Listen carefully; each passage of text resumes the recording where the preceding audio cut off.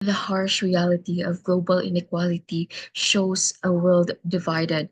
While some benefit from technological advancement and considerable wealth, but billions of people lack access to even basic necessities such as clean water, adequate healthcare, and even sufficient food. But as a student, of course, we want to find ways to aid this kind of issue. Hi everyone, I am Uriel Esrasal along with my group mate, and we will be your instructors for today, tackling about global stratification and global divide. Not only will you learn about the definition of global stratification and global divide, but you will also learn the depths of this issue, such as its causes, the theories within the causes. Also, we will provide ways a student and a community can do to aid this kind of issue. We will also show you an example or the result if this issue will not be aided.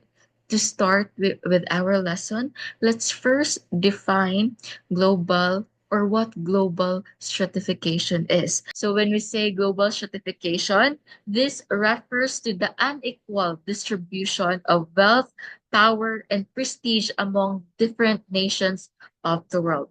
Basically, this means that some nations enjoy enormous wealth and privilege, while others suffers from poverty and marginalization. So this quietly define that or shows what the code means, that the rich stays rich or become more rich while the poor stays poor or become more poor. On the other hand, global divide means the gap between developed and developing nation. This is categorized as the global north and the global south. When we say global north, it is um, the wealthier nation. On the other hand, when we say global south, it means poorer nation. Also, this kind of issues will not be made or will not emerge without the causes. So the next point or the next slides will be explaining the causes of global stratification and global divide. So global stratification highlights the stark inequalities in wealth, resources, and power among nations. And there are two prominent theories that offers contrasting explanation about these disparities. So the first one of them is the modernization theory, which posits that global inequality stems from differences in technological advancement, institutional development, and cultural practices. It emphasizes that underdeveloped nations remain poor because they have not adapted to modern economic and social system characteristics of developed nations. The theory suggests that the path to development lies in industrialization, technological innovation, education, and embracing democratic institutions or development. So the perfect example of this is South Korea. Following the devastation of the Korean War, the country developed and invested in education, infrastructure, and export-driven industries. By adopting modern practices and technologies, South Korea transformed itself from the once impoverished country into one of the world's most advanced economies, demonstrating the potential of modernization. So the second theory that offers an explanation about the causes of global stratification is the dependency theory.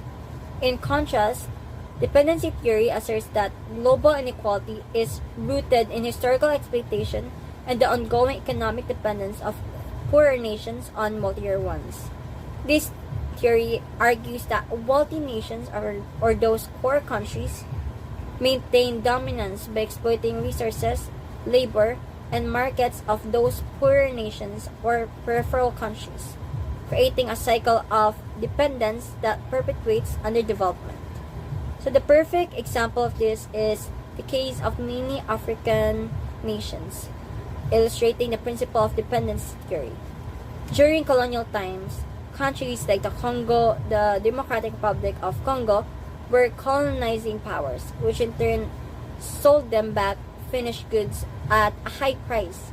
Even post-independence, these nations remain tied to global trade systems that favor developed countries, hindering their ability to achieve self-sustaining economic growth. And because of dependency, those underdeveloped countries became unable to stand up for themselves and achieve growth. And now that we're done with the causes of global stratification, let us now proceed to the causes of global divide. There are five causes, namely economic inequalities, educational inequalities, health inequalities, technological inequalities, and social and gender inequalities. So first off, let's start with economic inequalities. It is the inequality between developed and developing countries. The countries in the lower end are often trapped and will have very low chance in climbing the social ladder. For example, rich countries like the USA have higher gross domestic products, while poorer nations struggle with low income levels.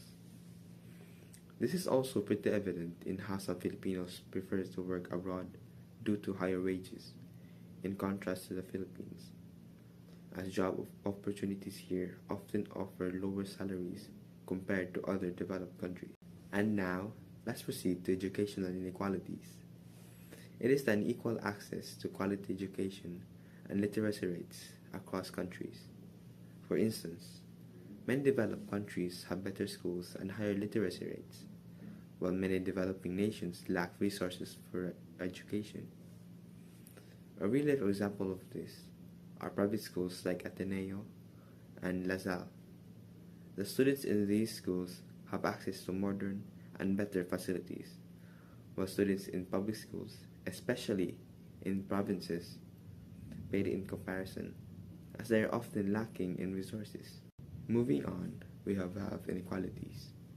It refers to the differences in access to healthcare, life expectancy, and disease prevention between nations. Developed nations like Japan have advanced healthcare, while poorer countries face high rates of disease and low life expectancy, as they have underdeveloped healthcare systems and they are unable to meet the basic requirements for good healthcare systems. For instance, in Japan, the average life expectancy is over 80 years, while in African countries, it's only below 60 years. Another evident example of this is when COVID-19 vaccines were being distributed. Wealthy nations quickly acquired vaccines, while developing nations faced delays. Global divide through technological inequalities. This theory refers to the unequal access to technology and digital resources across nations. Wealthier nations like Western and European ones have more advanced, more access to technology, while poorer nations have lesser access to technologies, may it be in healthcare, education, or even as common as daily gadgets like phones.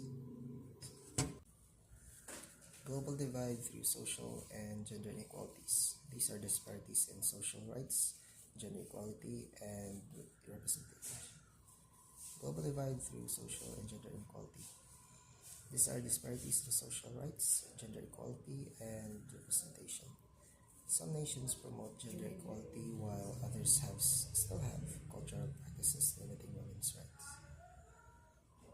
These inequalities can be seen in as common as workforce where men dominate, or even in countries, for example, as Philippines.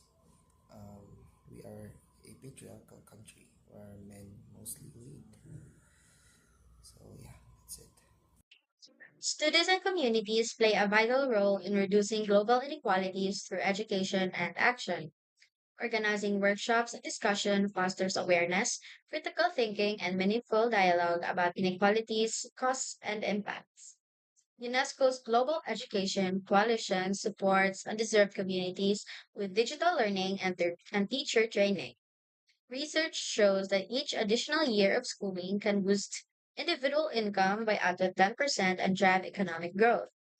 Prioritizing education, especially for marginalized groups, help build a skilled workforce, reduce poverty, close the global divide. Additionally, community action is equally essential, supporting ethical local businesses, volunteering with organizations addressing poverty and discrimination, and engaging in advocacy efforts can strengthen local economies, empower marginalized groups, and promote policy changes for greater equity and social justice. Practical ways students and communities can contribute to reducing global inequalities program. What can we do as students and community members to make the world a fairer place? How can we address issues like poverty, inequality, and lack of access to education? Today, I'll share practical ways we can take action and make a difference in reducing global inequalities. Reducing global inequalities requires active efforts from both students and communities. First, educational and awareness initiatives plays a key role. Students can organize workshops, campaign, or use social media to inform others about issues like poverty, gender inequality, and lack of access to education. Knowledge inspires action. Second, community action is essential. This could involve volunteer work, supporting local charities, or creating programs to assist marginalized groups in accessing resources like healthcare or education. Small collective efforts can create big impacts. Third, embracing global citizenship encourages students and communities to think beyond borders. By supporting fair trade, engaging in cultural exchange, and advocating for equitable policies, we can promote a sense of shared responsibility for a more just world. Finally, adopting sustainable practices is crucial. Whether it's reducing waste, supporting ethical businesses, or promoting renewable energy, sustainability helps combat economic and environmental inequalities globally. Together, these efforts create meaningful change, bridging the gap between communities worldwide. Before our lesson ends, I will give you an example or a result if global stratification and global divide will not be aided. So observe the picture. Look at the picture. Reflect. We all know that global inequalities have significant and devastating effects on individuals and communities. So consider the picture. What can you see? You're seeing a child living in poverty. So consider a child or consider children born into extreme poverty in a remote village. The lack of access to clean water and basic sanitation puts their health at constant risk, making them vulnerable to disease and hindering their growth. Limited access to quality education means their potential remains untapped, trapping them into a cycle of poverty. The children's or this child's struggle reflects the broader impact on their community. When we consider or when a considerable portion of the population lacks essential resources, the overall development of the community suffers. Reduced human capital hinders economic growth, while disparities in wealth and opportunity can lead to weakened social cohesion, breeding resentment and conflict. So, also, if we look at it on a global scale, these inequalities contribute to instability and conflict. Disparate individuals may resort to dangerous and exploitative means of survival, such as forced labor or illegal migration. Also, environmental degradation, often a consequence of unequal development, will trigger or can trigger mass displacement and worsen existing tensions. So the psychological toll of poverty, discrimination, and social exclusion is profound. Individuals living in marginalized community frequently experience chronic stress, anxiety, and depression, which can severely impact their mental and emotional well-being. So this example or this reflections illustrate that how devastating human cost of global inequalities is. Understanding, if we will just have the understanding effects on both individual and community levels and crucial for fostering empathy and motivation actions to address these critical challenges, we will see the bigger picture and we will have the willingness to aid this such um, issues. So I hope you learned a lot about global stratification and global divide. Thank you for listening, everyone. Goodbye and have a great day.